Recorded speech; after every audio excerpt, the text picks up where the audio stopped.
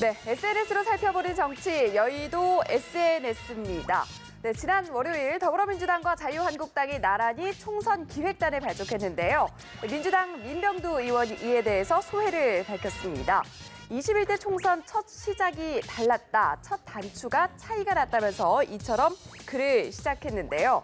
민주당에는 여성, 청년, 포용, 비전이 있지만 한국당에는 없고 대신 한국당은 참모, 관료, 과거, 측근 등 4가지를 갖춰고 있다. 이런 의미심장한 지적을 했습니다.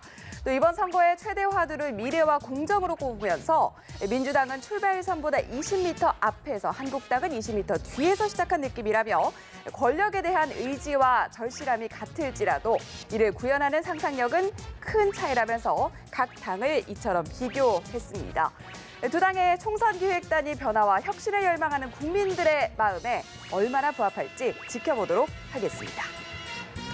네, 홍준표 전 자유한국당 대표는 21대 총선 공천을 앞두고 과거를 돌아보는 글을 이처럼 올렸습니다.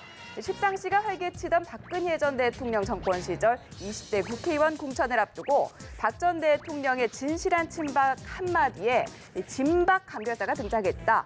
20대 국회 개원 후 의원들은 눈치 보기에 바빴고 친박 감별사를 자처하는 의원들의 막말과 고성으로 당을 장악했다라고 이처럼 밝혔습니다. 그러면서 또다시 공천의 계절이라면서 친박에서 말을 갈아탄 그들의 개혁을 포장한 정치쇼를 국민들은 또다시 보게 될 것이다.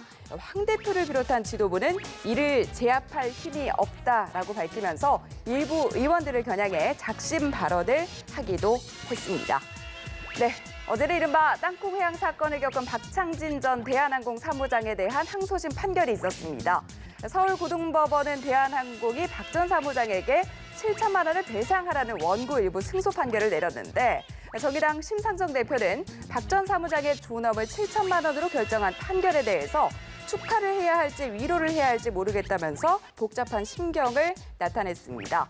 그러면서 최근 정의당에 입당한 박 전 사무장에게 돈, 권력보다 사람의 가치를 제대로 인정하는 사회를 위해서 더 치열하고 투쟁하자고 격려하기도 했습니다. 지금까지 여의도 SNS였습니다.